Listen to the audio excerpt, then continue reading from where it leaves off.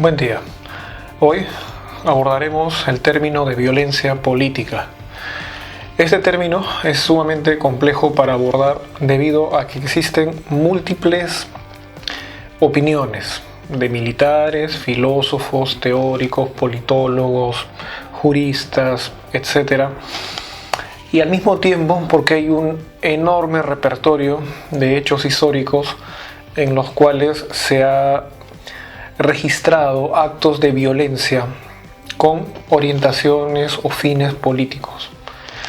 Entonces, tenemos una gran complejidad para poder abordar este término de violencia política, y para comenzar quisiera desagregar los dos conceptos que aparentemente son opuestos, tanto el de violencia como el de política. Para muchas personas no es posible hablar de una violencia política porque el fin supremo de la política es la del buen gobierno y el equilibrio dentro del Estado. Pero esta es una concepción ideológica muy particular.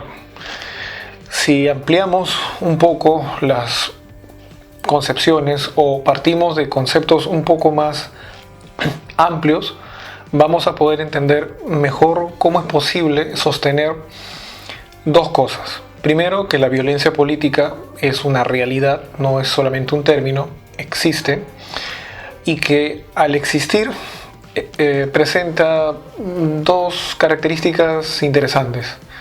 Tiene niveles de intensidad que son difíciles de delimitar de acuerdo a cada coyuntura, porque los marcos de referencia a veces son debatibles.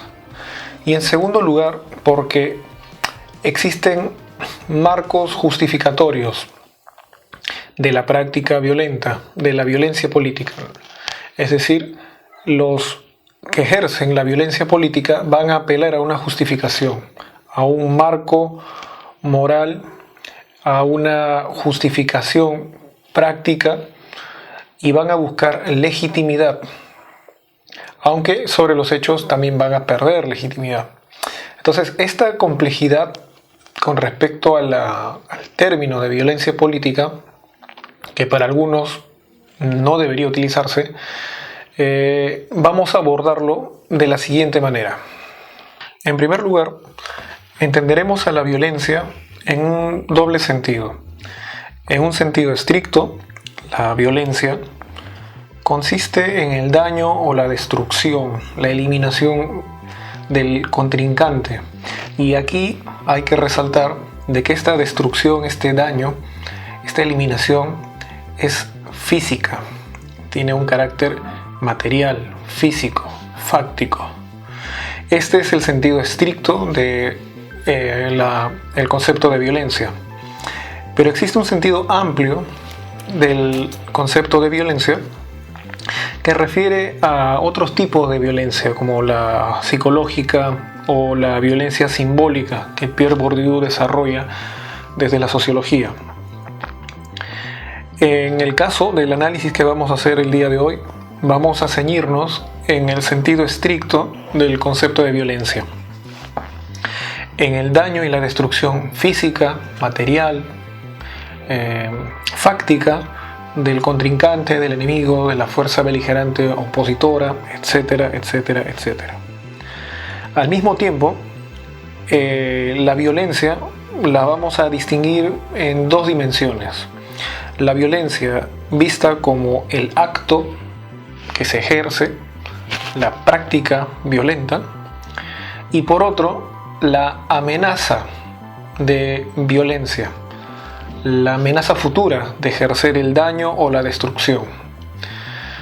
Esto vamos a verlo más adelante porque se va a relacionar con el concepto de poder que queremos establecer.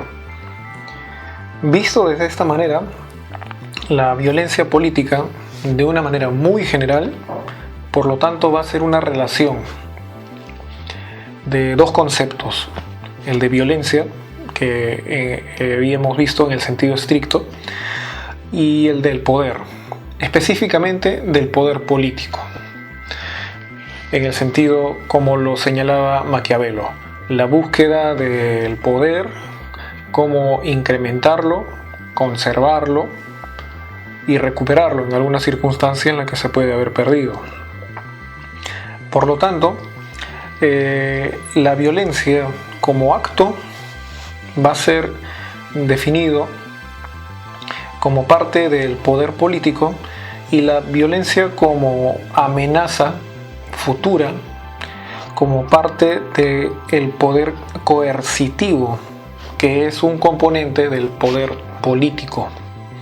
Aquí vamos a excluir también otras formas de poder, como por ejemplo el económico, el religioso, que pueden estar relacionados, pero que vamos a mantenerlos provisionalmente aislados o separados. Por lo tanto, la violencia va a tener un uso instrumental con respecto al poder político. ¿En qué contextos se va a utilizar la violencia? En los contextos clásicos de guerras, ya sean internacionales, nacionales, de desintegración nacional o de composición de algunas naciones. En la formación del Estado también se va a encontrar el uso de la violencia. En la guerra, evidentemente, que es para eliminar al contrincante, someterlo, en algunas circunstancias dejar que sobreviva para que pueda aceptar al vencedor. Y en el caso de la formación del Estado es muy importante el uso de la violencia, porque le va a otorgar al Estado el monopolio del uso de la violencia, aunque es una base de su legitimidad. La legitimidad del Estado se va a sostener sobre el monopolio del uso de la violencia. Cuando existen usos particulares de bandidos, bandas armadas, insurrectos, disidentes, que usan particularmente la violencia contra el Estado o contra sí mismos, el Estado pierde prácticamente el principio de autoridad y por lo tanto el primer elemento de su legitimidad, la legitimidad del poder del Estado. Entonces vamos a entender de que la violencia permite ser vista como una forma constitutiva del Estado. Por esto que había comentado, el monopolio del uso de la violencia, que es el primer elemento para legitimar la autoridad del Estado sobre una sociedad a partir de todo un marco legal y un marco represivo, que son las Fuerzas Armadas y la policía. Pero si vamos un poco más allá, la violencia también va a contribuir a la constitución de la sociedad como la conocemos, en el sentido de un orden social jerarquizado. Todas las jerarquías que existen en todos los órdenes sociales van a tener una cuota de violencia, ya sea en el sentido estricto o en el sentido amplio del término que anteriormente se había mencionado. Por lo tanto, la violencia va a contribuir, si se puede decir así, a constituir a la sociedad por medio de la jerarquización y a constituir al Estado por medio de su legitimidad, la legitimidad del poder, en este caso estatal. La violencia política va a tener límites. Van a existir dos formas de limitar la violencia política. Es decir, este acto de eliminar, destruir, dañar al contrincante. El primer límite son los convenios o los marcos legales existentes, como es el Tratado de la Haya y el Tratado de Ginebra, que establecen un marco mínimo de condiciones en las que se debe llevar a cabo un conflicto armado. Por lo general, este límite, esta limitación a la práctica violenta con fines políticos, casi siempre es violada en un escenario de tensión. Por lo tanto, tiene poca eficacia. A pesar de que en la actualidad existen el derecho internacional humanitario, es un cuerpo jurídico internacional especializado en este campo, y una Corte Penal Internacional también, que penaliza el uso de la violencia en crímenes masivos, que más adelante vamos a analizar con un poco más de detalle.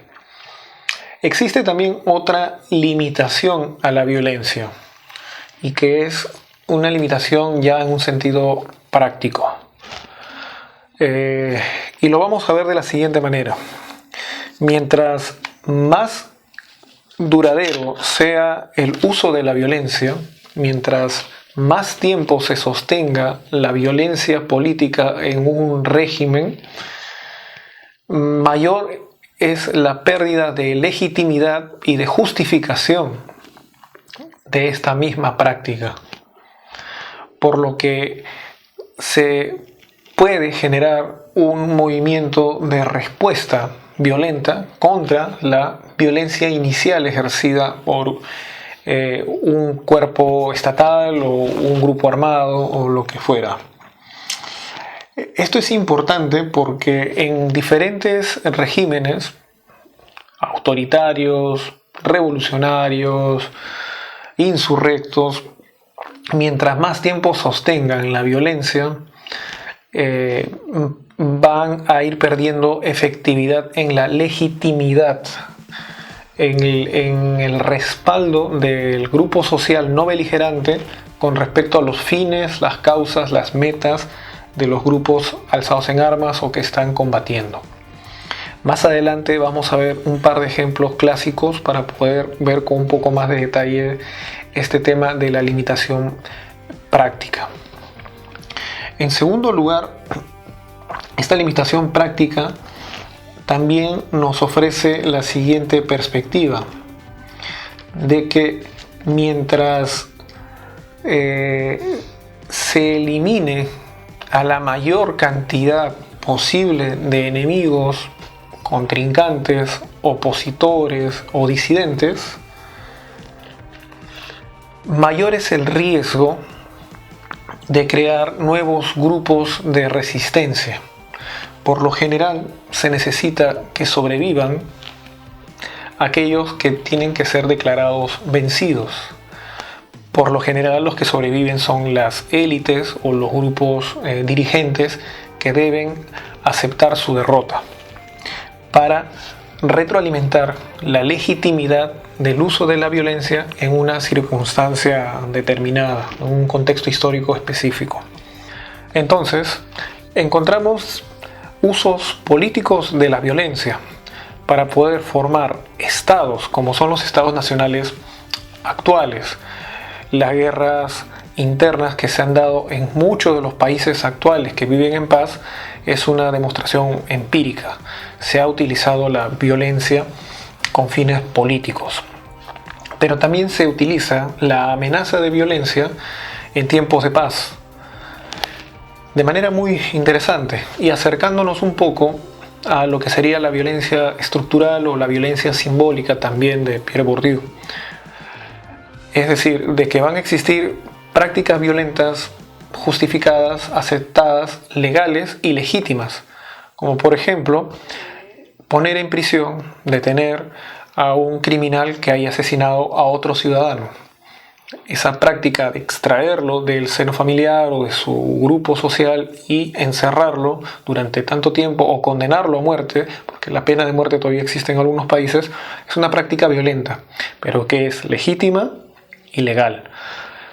Y por otro lado, vamos a encontrar usos de la violencia que exceden los fines políticos o que los distorsionan y que califican ya como crímenes de guerra, crímenes de lesa humanidad, crímenes contra los derechos humanos, visto desde los parámetros de la diplomacia internacional, sobre todo del derecho internacional humanitario y de la jurisdicción de la Corte Penal Internacional. Hay un concepto interesante que es el de la guerra de exterminio, en la cual el objetivo ya no consiste en eliminar al contrincante para vencerlo, usando por medio de la política, usando la violencia con fines políticos, sino que el objetivo es arrasar. Y ha habido hechos registrados en Ruanda, en la ex Yugoslavia o en la Segunda Guerra Mundial, en la cual hubo exterminio de algunas minorías étnicas, y esto ha sido han traspasado las líneas de los límites legales y en algunos casos también de los límites prácticos, de la razonabilidad del uso de la violencia. Muchos filósofos, muchos autores, muchos intelectuales han hablado de la violencia. Von Clausewitz hablaba de que la guerra, por ejemplo, era la política llevada por otros medios. Maquiavelo incluso señalaba que el gobernante debía castigar severamente a sus súbditos para poder ser respetado o temido, pero no en demasía como para poder ser odiado. Por lo tanto, encontramos un uso racional de la violencia, del castigo, de la agresión, del daño, en sus diferentes formas e intensidades. En el arte de la guerra de Sun Tzu también podemos encontrar un razonamiento interesante, en el que hay una racionalidad de la guerra, sobre todo del uso de la fuerza, que es un concepto adicional, ¿no? La demostración de fuerza, ¿no? Que estaría asociado al poder coercitivo, es decir, a aquella amenaza de violencia futura, ¿no? Es conocida algunas frases del arte de la guerra de que la mejor batalla es aquella que no se libra, que ya se gana incluso antes de que haya comenzado. Y esto tiene que ver mucho con las demostraciones de fuerza o el arte del engaño también. Por lo tanto, hay abundante información con respecto al uso político y justificado también de la violencia con fines políticos, ¿no? Vamos a analizar un par de casos con un poco más de detalle para poder profundizar en otros conceptos complementarios. Es un término complejo, es un término debatible, pero sobre la práctica, sobre los hechos, existe abundante evidencia, bastante material histórico para poder analizar.